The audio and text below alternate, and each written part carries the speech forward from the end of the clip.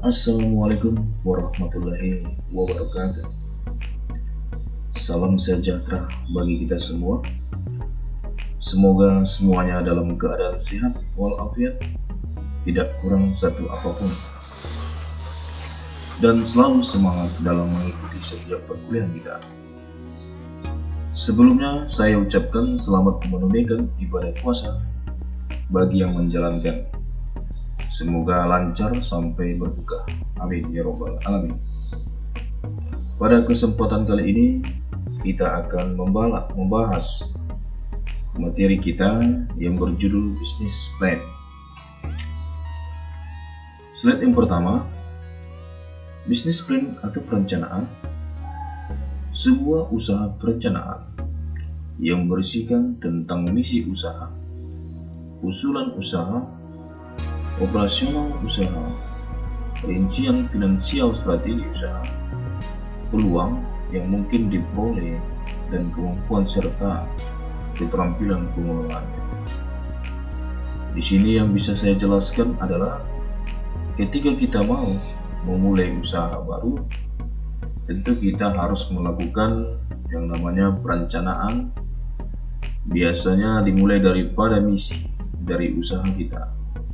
Seperti apa yang akan kita buat? Operasional usaha dan rincian finansial. Yang dimaksud adalah rincian daripada keuangan. Misalnya, uang yang kita butuhkan datang dari modal sendiri atau pihak ketiga atau kreditor. Lalu bagaimana strategi usaha kita? Kita juga harus meramalkan peluang pasar. Jadi kita harus melihat peluang-peluang dari pasar itu sendiri, dan pasar yang mana yang akan kita layani. Itulah yang maksud dengan business plan. Masuk kita pada slide yang kedua. Unsur yang harus ada dalam perencanaan usaha. Yang pertama adalah ringkasan pelaksanaan. Ringkasan pelaksanaan ini mungkin bisa kita katakan seperti bagaimana perencanaannya, bagaimana pengorganisasiannya, bagaimana pelaksanaannya, dan bagaimana pengawasannya. Ini disebut dengan fungsi manajemen. Yang kedua, profil usaha. Nah, di sini kita harus menunjukkan jati diri dari usaha kita. Apakah usaha kita di bidang jasa atau di bidang produk? Yang ketiga, strategi usaha. Strategi usaha ini sama halnya dengan strategi pemasaran. Apakah pemasarannya secara online atau secara offline? Lalu ada yang namanya analisis pesaing. Analisis pesaing ini sama halnya seperti analisis di mana kita harus melihat kelemahan dan kelebihan daripada pesaing. Juga harus melihat apa kelemahan dan kelebihan kita agar kita bisa membuat pengendaliannya. Jadi ini istilahnya kaji keluar dan kaji ke dalam. Yang ketujuh yaitu ringkasan karyawan dan pemiliknya. Ringkasan karyawan ini bisa dikatakan dengan istilah the right man on the right place. Jadi kita harus menempatkan karyawan yang tepat sesuai dengan tempatnya. Dalam artiannya, jika karyawan yang kita butuhkan adalah seorang yang mampu menjadi marketing, tentu kita harus mencari yang backgroundnya dari sarjana ekonomi. Jangan kita ambil yang backgroundnya dari sarjana kesehatan. Dia tidak punya ilmu marketing. Jadi itulah yang disebut dengan the right man on the right place. Rencana operasional. Data finansial proposal dan ukuran pinjaman dana proposal. Ini maksudnya Di sini dana yang mau kita pakai untuk membiayai usaha ini, apakah modal kita sendiri atau dari investor, lalu jadwal operasionalnya kapan akan dilaksanakan, bagaimana jam kerjanya, dan itu yang bisa saya jelaskan untuk unsur yang harus ada dalam perencanaan usaha. Lanjut kita kepada slide ketiga, yaitu pengelolaan keuangan. Pengelolaan keuangan ada dua aspek yang harus diperhatikan dalam pengelolaan keuangan. Yang pertama adalah aspek sumber dana. Ini tadi yang saya bilang, sumber dananya apakah modal sendiri, apakah dari investor, atau dari kreditor. Lalu aspek rencana dan penggunaan dana. Aspek rencana ini itu kepada planning daripada penggunaan dana. Kita mau akomodasikan dana ini kemana, itu harus ada yang namanya pengelolaan. Lanjut, perencanaan pemasaran. Langkah pertama, penentuan kebutuhan dan keinginan pelanggan. Di sini kita harus melakukan yang namanya riset pemasaran, di mana kita harus melihat kebutuhan apa yang diinginkan oleh pelanggan dan bisnis kita.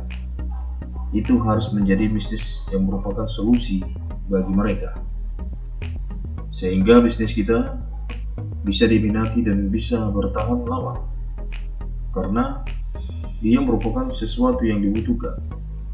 Jadi apa kegunaan daripada penentuan kebutuhan dan keinginan pelanggan? Ini tentu adalah untuk melihat berapa banyak yang akan kita produksi, dan kuantitas yang kita produksi tetap sesuai dengan keinginan konsumen, dan tepat pula kualitasnya sesuai dengan kemauan pasar. Langkah kedua, memilih pasar sasaran khusus atau special target market.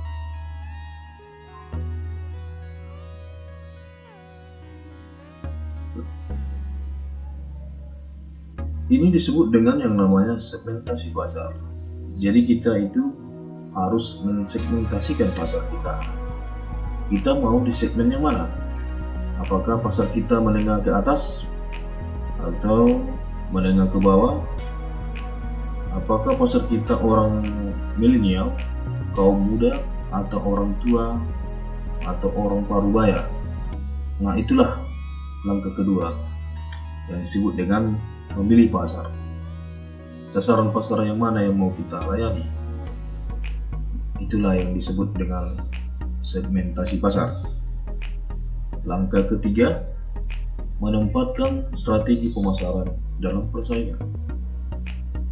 Jadi kita itu harus memilih strategi. Seperti apa yang harus kita lakukan untuk memenangkan sebuah persaingan atau kompetisi? Apakah kita harus ke strategi harga atau kita masuk ke strategi pelayanan?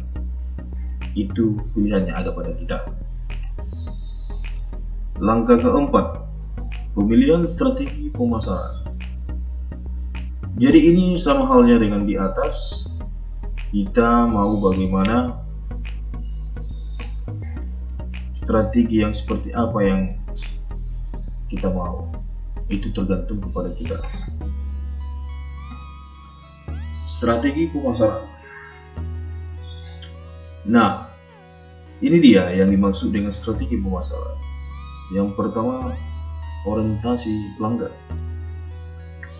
Orientasi pelanggan ini artinya pengenalan pelanggan. Kita harus mengenali pelanggan kita terlebih dahulu. Apakah pelanggan kita ini sama seperti yang saya katakan tadi? Apakah kaum muda atau anak milenial, ataukah orang tua? Apakah dia kaum menengah ke bawah? Ini yang menjadi landasan kita dalam memperkenalkan produk kita. Yang kedua, kualitas. Kita harus mengedepankan kualitas karena apa? Karena dengan kualitas kita, orang akan percaya dan ini akan mampu menarik yang namanya minat daripada pelanggan. Karena biasanya pelanggan itu menyukai barang-barang yang berkualitas dan pelanggan itu sangat memperhitungkan antara pengorbanan yang ia keluarkan dengan manfaat yang ia dapatkan. Dalam artian, jika uangnya habis untuk membeli suatu barang tersebut, maka setidaknya kualitas dari barang yang dibelinya tadi dengan harga yang mahal juga sesuai dengan harga tadi. Kualitasnya sesuai dengan mahalnya harga tersebut. Kenyamanan. Kita harus memperhatikan kenyamanan. Karena jika dia sudah merasa nyaman, konsumen sudah merasa nyaman, maka dia akan merasakan yang namanya kepuasan. Dan apabila dia sudah puas, dia pasti akan loyal kepada kita. Dan apabila dia sudah loyal, dia akan menjadi fanatik. Apabila dia sudah fanatik, maka dia tidak akan mau berpaling lagi kepada selain kita. Inilah tujuan kita, bagaimana kita menciptakan konsumen kita agar merasa nyaman. Kecepatan. Di sini maksudnya kita tuh harus memiliki speed atau kecepatan untuk melihat strategi perkembangan yang telah terjadi. Jangan hanya menonton flat. Kita harus up to date dengan perkembangan sehingga kita bisa mengimbangi pesaing kita atau menjadi lebih baik daripada pesaing kita. Lalu yang terakhir adalah inovasi. Jadi setiap produk itu dia punya yang namanya siklus hidup. Jadi kalau misalnya produk kita itu mau bertahan lebih lama, eksis, kita harus melakukan yang namanya perubahan. Kita harus melakukan yang namanya inovasi. Tujuannya agar orang tidak lari dan orang tidak jenuh dengan produk-produk yang kita tawarkan. Dan tujuannya adalah untuk menarik minat dari pelanggan itu sendiri. Masuk kita kepada slide selanjutnya. Ini dia grafik yang disebut dengan PLC tadi. PLC atau Product Life Cycle. Di mana di masa yang pertama itu introduction yang artinya pengenalan. Lalu grow, yaitu pertumbuhan. Lalu maturity, tua, dan akhirnya di silent atau dia akan mengalami penurunan. Jadi dari mulai dia diperkenalkan, seiring berjalannya waktu dia bertumbuh, lama-kelamaan dia akan berada di fase tua. Pada saat di fase tua tadi, kita harus mengambil sikap yang namanya tadi inovasi, agar usaha yang kita tekuni tadi tetap bisa bertahan langgeng dan tidak mati. Kalau kita tidak melakukan inovasi, dia akan mati dan dia tidak akan lagi dikenal. Sama halnya seperti saya contohkan seperti perusahaan Aqua. Aqua kita ketahui itu produk yang paling lama, yang sudah ada pesaingnya. Contohnya seperti Lee Mineral. Aqua itu harus melakukan inovasi agar dia tidak tenggelam dibuat oleh pesaingnya, yaitu Lee Mineral. Begitulah yang disebut dengan product life cycles. Selalulah melakukan yang namanya inovasi agar selalu berkembang dan tidak ketinggalan serta disebeng oleh para pesaing kita. Masuk kita kepada harga. Harga yang tepat adalah harga yang terjangkau dan harga yang paling efisien bagi konsumen.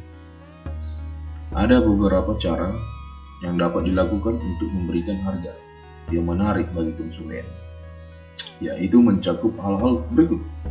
Yang pertama, menentukan harga dasar dan harga jual barang yang berbeda-beda, memberikan potongan-potongan yang bervariasi. Ketiga, memberikan keringanan waktu. Lanjut pada promosi. Promosi merupakan cara mengkomunikasikan barang dan jasa yang akan kita tawarkan supaya konsumen mengenal produk kita, supaya konsumen membeli produk yang kita tawarkan tadi. Ada beberapa jenis promosi. Yang pertama, periklanan. Contohnya periklanan di zaman dulu itu menggunakan seperti koran. Sekarang periklanan di zaman sekarang kita bisa memanfaatkan kecanggihan teknologi seperti YouTube, TikTok, Facebook. Inilah menjadi sarana prasarana kita untuk mengiklankan produk yang kita jual. Semua bisa dilakukan untuk melakukan promosi. Wira niaga, perdagangan langsung. Promosi penjualan biasanya itu contohnya seperti beli 1 gratis 2 atau beli 3 gratis 2. Pemasaran langsung ini seperti sales yang door to door, sama halnya dengan humas, juga seperti sales tadi. Lanjut kepada kiat-kiat pemasaran bagi usaha baru. Di sini ada kiat pemasaran bagi usaha baru. Yang pertama katanya, cari peluang untuk melihat peluang pasar. Sebelumnya kita memulai sebuah bisnis, tentu kita harus melakukan yang namanya riset pasar, mengobservasi pasar. Kalian akan membicarakan riset pasar nanti pada saat semester 6, di mana mata kuliah studi kelayakan bisnis itu bisa dihitung pasar yang tersisa untuk kita. Membuat suatu usaha tapi usahanya itu sudah pernah ada atau sudah ada, artinya kita menjadi pesaing baru. Nah, ketika kita menjadi pesaing baru, kita harus melakukan yang namanya estimasi pasar. Dalam artian kita harus menghitung berapa pasar yang tersisa untuk kita. Nah, itulah yang disebut dengan mencari peluang pasar. Yang kedua, tempat yang tepat. Kita harus memilih tempat yang tepat agar usaha kita ini bisa selalu eksis. Dengan tempat yang strategis tadi, tempat yang ramai, tempat yang mudah dijangkau, maka itu akan menguntungkan bagi kita. Banyaknya barang yang dibutuhkan. Tentukan target apa yang hendaknya kita capai. Target apa nih yang mau kita capai? Apakah target yang kita capai itu hanya mengedepankan kuantitas atau mengedepankan kualitas penjualan? Nah, itu merupakan kiat daripada pemasaran yang kita lakukan. Ini fungsi-fungsi pemasaran bagi usaha baru. Ada pembelian, penyimpanan, sortir dan pengemasan, serta penjualan. Ini dibacakan saja ya. Masuk kita pada slide ke-11. Teknik pengembangan usaha ada 2. Yang pertama, perluasan skala ekonomi. Perluasan skala ekonomi atau economy of scale. Dan yang kedua, perluasan cakupan usaha yang disebut dengan economy of scope. Perluasan skala ekonomi adalah merupakan teknik pengembangan usaha yang dapat dilakukan secara internal. Dimulai dari pertama, menambah sumber daya manusia. Yang kedua, menambah sarana dan prasarana. Yang ketiga, menambah barang atau jasa yang dihasilkan. Serta yang keempat, membuka lokasi usaha yang baru. Yang nomor 2, perluasan cakupan usaha. Yang pertama, perluasan merupakan teknik pengembangan usaha dengan cara memperluas cakupan usaha atau diversifikasi usaha. Misalnya dengan mengembangkan jenis usaha baru di wilayah usaha yang baru, di wilayah baru. mengembangkan jenis produk yang baru dan bervariasi. Ini ada manajemen dan strategi kewirausahaan. Manajemen kewirausahaan, proses kewirausahaan menggunakan proses inovasi sebagai alat pemberdayaan sumber-sumber untuk menciptakan suatu nilai barang dan jasa. Proses inovasi dikendalikan dengan cara kreativitas. Kreativitas merupakan mata rantai antara pengetahuan, pengenalan, cara baru untuk mengkombinasikan sumber-sumber dan proses pengembangan pengetahuan secara sistematis ke dalam suatu inovasi yang digunakan di pasar inovasi, bahkan dipandang sebagai penciptaan sumber-sumber yang berbentuk penemuan kegunaan sesuatu dalam alam. Nah, ini dibacakan saja ya. Masuk kita kepada slide ke-13, strategi kewirausahaan. Strategi kewirausahaan ada 3. Yang pertama, strategi bagi market leader. Strategi bagi market leader antara lain: yang pertama, menciptakan produk yang inovatif. Yang kedua, jadilah solusi terbaik bagi konsumen. Yang ketiga, perhatikan kelancaran distribusi produk. Dan yang keempat, tambahkan nilai lebih. Yang kelima, melakukan strategi pemasaran melalui pendekatan konsumen. 2. Strategi bagi pencipta relum. Strategi bagi pencipta relum ini artinya di mana strategi perdagangan ini tidak terlalu memfokuskan kepada pertumbuhan yang cepat, tetapi lebih kepada tetap bertahan hidup. Biasanya untuk strategi ini sering sekali diabaikan oleh market leader karena mereka memilih misi yang berbeda dengan strategi pencipta relum. Lanjut yang ketiga, pertimbangan strategi yang lain. Pertimbangan strategi yang lain bisa saja ini dikatakan seperti strategi mempertahankan pasar melalui persaingan harga dan pelayanan.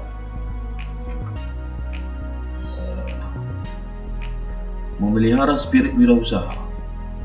Yang pertama, mendidik wirausaha tentang pelayanan perusahaan, khususnya tentang alasan mereka membeli produk dan jasa, tentang masalah yang dihadapi pelanggan, dan tentang apa kebutuhan serta keinginan yang spesifik dari pelanggan. Yang kedua, mendidik wirausaha tentang nilai-nilai perbaikan produk dan pemasarannya, tentang proses distribusi dan perbaikan teknik produksinya untuk dapat bersaing. Yang ketiga, menciptakan iklim kerja yang positif, yang mendorong terciptanya ide-ide baru dengan iklim yang kondusif.